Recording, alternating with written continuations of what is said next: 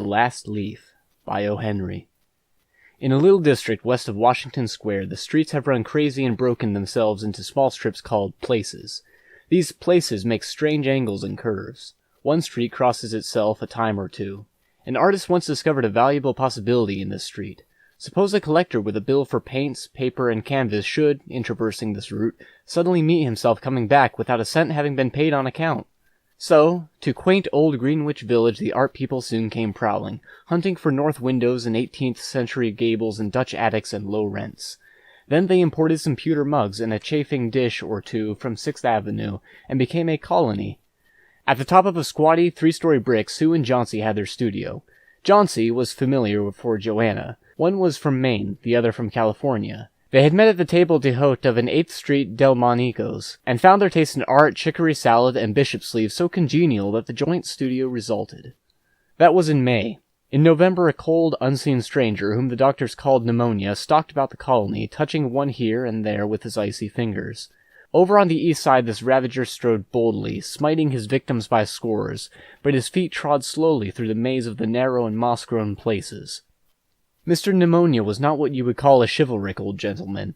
A mite of a little woman with blood thinned by California zephyrs was hardly fair game for the red-fisted, short-breathed old duffer. But Jauncey he smote, and she lay, scarcely moving, on her painted iron bedside, looking through the small Dutch window panes at the blank side of the next brick house. One morning the busy doctor invited Sue into the hallway with a shaggy gray eyebrow. "She has one chance in, let us say 10, he said, as he shook down the mercury in his clinical thermometer. "And that chance is for her to want to live. This way people have of lining you on the side of the undertaker makes the entire pharmacopoeia look silly. Your little lady has made up her mind that she's not going to get well. Has she anything on her mind?" She wanted to paint the Bay of Naples some day," said Sue. "Paint? Bosh! Has she anything on her mind worth thinking twice? A man, for instance?" "A man," said Sue, with a Jew's harp twang in her voice. "Is a man worth— But no, doctor, there is nothing of the kind."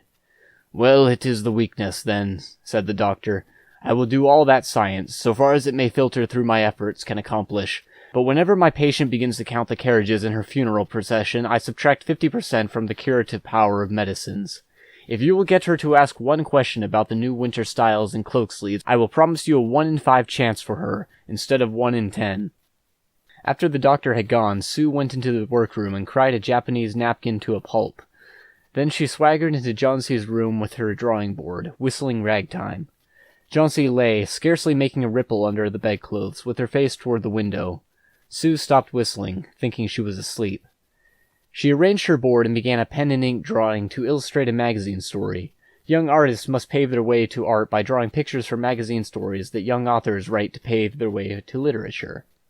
As Sue was sketching a pair of elegant horseshoe riding trousers and a monocle of the figure of the hero, an Idaho cowboy, she heard a low sound, several times repeated. She went quickly to the bedside. Jauncey's eyes were open wide. She was looking out the window and counting backward. 12, she said, and a little later, 11, and then 10, and 9, and then 8, and 7, almost together. Sue looked solicitously out of the window. What was there to count? There was only a bare, dreary yard to be seen, and the blank side of the brick house 20 feet away. An old ivy vine, gnarled and decayed at the roots, climbed halfway up the brick wall.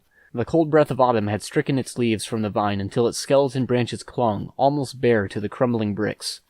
"What is it, dear?" asked Sue. 6, said Jauncey in almost a whisper.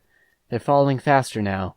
3 days ago there were almost 100. It made my head ache to count them, but now it's easy. There goes another one. There are only 5 left now." "5 what, dear? Tell your Sudie." "Leaves, on the ivy vine. When the last one falls, I must go too. I've known that for 3 days. Didn't the doctor tell you?" "Oh, I never heard of such nonsense," complained Sue with magnificent scorn. "What have old ivy vines to do with you getting well? And you used to love that vine so, you naughty girl. Don't be a goosey. Why, the doctor told me this morning that your chances for getting well real soon were— let's see exactly what he said. He said the chances were 10 to 1. Why, that's almost as good a chance as we have in New York when we ride on the streetcars or walk past a new building. Try to take some broth now, and let Sudi go back to her drawing, so she can sell the editor man with it, and buy a port wine for her sick child, and pork chops for her greedy self." "You needn't get any more wine," said Johnsy, keeping her eyes fixed out the window. "There goes another. No, I don't want any broth. That leaves just 4. I want to see the last one fall before it gets dark. Then I'll go too." "Johnsy, dear," said Sue, bending over her, "will you promise me to keep your eyes closed and not look out the window until I am done working? I must hand those drawings in by tomorrow. I need the light, or I would draw the shade down." "Couldn't you draw in the other room?" asked Johnsy coldly. "I'd rather be here by you," said Sue. "Beside, I don't want you to keep looking at those silly ivy vines." "Tell me as soon as you have finished," said Johnsy, closing her eyes and lying white and still as fallen statue, "because I want to see the last one fall. I'm tired of waiting. I'm tired of thinking. I want to turn loose my hold on everything and go sailing down, down, just like one of those poor, tired leaves." "Try to sleep," said Sue. "I must call Barham up to be my model for the old hermit miner. I'll not be gone a minute. Don't try to move till I come back." Old Barham was a painter who lived on the ground floor beneath them. He was past 60 and had a Michelangelo's Moses beard curling down from the head of a satyr along with the body of an imp. Barham was a failure in art. 40 years he had wielded the brush without getting near enough to touch the hem of his mistress's robe. He had been always about to paint a masterpiece, but had never yet begun it. For several years he had painted nothing except now and then a daub in the line of commerce or advertising. He earned a little by serving as a model to those young artists in the colony who could not pay the price of a professional. He drank gin to excess, and still talked of his coming masterpiece. For the rest, he was a fierce little old man who scoffed terribly at softness in anyone, and who regarded himself as a special mastiff-in-waiting to protect the 2 young artists in the studio above. Sue found Barham smelling strongly of juniper berries in his dimly lighted den below. In one corner was a blank canvas on an easel that had been waiting there for 25 years to receive the first line of the masterpiece.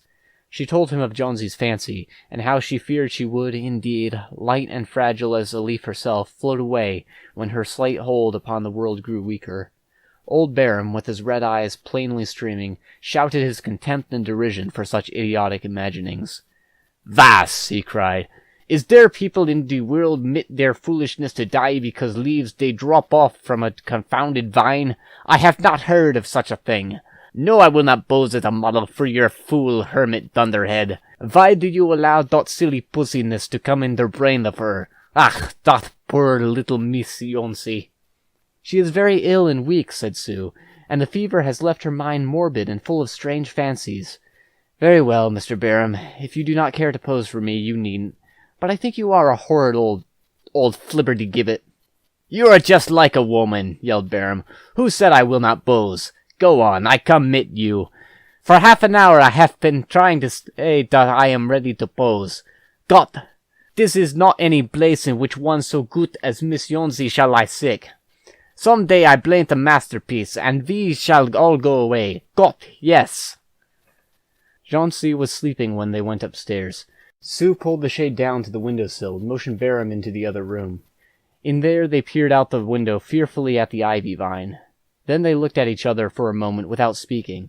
A persistent cold rain was falling, mingled with snow. Barham, in his old blue shirt, took his seat as the hermit miner on an upturned kettle up for a rock. When Sue awoke from an hour's sleep the next morning, she found Jonsey with dull, wide-open eyes staring at the drawn green shade. "Pull it up. I want to see," she ordered in a whisper. Wearily, Sue obeyed. But lo, after the beating rain and fierce gusts of wind that had endured through the livelong night, there stood out against the brick wall one ivy leaf. It was the last one on the vine, still dark green near its stem, where its serrated edges tinted with the yellow of dissolution and decay. It hung bravely from the branch some 20 feet above the ground. "It is the last one," said Jonsey. "I thought it would surely fall during the night. I heard the wind. It will fall today, and I shall die at the same time." "Dear, dear," said Sue, leaning her worn face down to the pillow. "Think of me if you won't think of yourself. What would I do?" But Jonsey did not answer. The lonesomest thing in all the world is a soul when it is making ready to go into its mysterious far journey. The fancy seemed to possess her more strongly as one by one the ties that bound her to friendship and to earth were loosed. The day wore away, and even through the twilight they could see the lone ivy leaf clinging to its stem against the wall. And then, with the coming of the night, the north wind was again loosed, while the rain still beat against the windows and pattered down from the low Dutch eaves. When it was light enough, Jauncey the Merciless commanded that the shade be raised. The ivy leaf was still there. Jauncey lay for a long time looking at it, and then she called to Sue, who was stirring her chicken broth over the gas stove. "I've been a bad girl, Sudie," said Jauncey. "Something has made that last leaf stay there to show me how wicked I was. It is a sin to want to die. You may bring me a little broth now, and some milk with a little port in it. No, bring me a hand mirror first, and then pack some pillows about me, and I will sit up and watch you cook." An hour later she said, "Sudie, some day I hope to paint the Bay of Naples." The doctor came in the afternoon, and Sue had an excuse to go into the hallway as he left. "Even chances," said the doctor, taking Sue's thin, shaking hand in his. "With good nursing you'll win.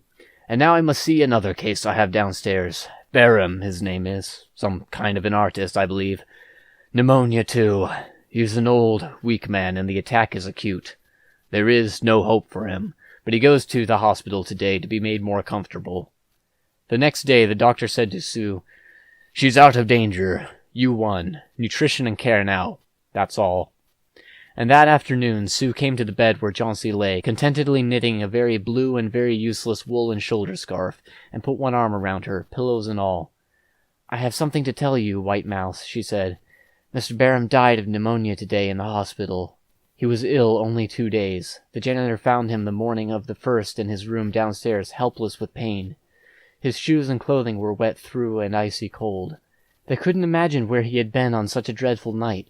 And then they found a lantern, still lighted, and a ladder that had been dragged from its place, and some scattered brushes, and a palette with green and yellow colors mixed on it, and look out the window, dear, at the last ivy leaf on the wall. Didn't you wonder why it never fluttered or moved when the wind blew? Ah, darling, it's Barham's masterpiece. He painted it there the night that the last leaf fell."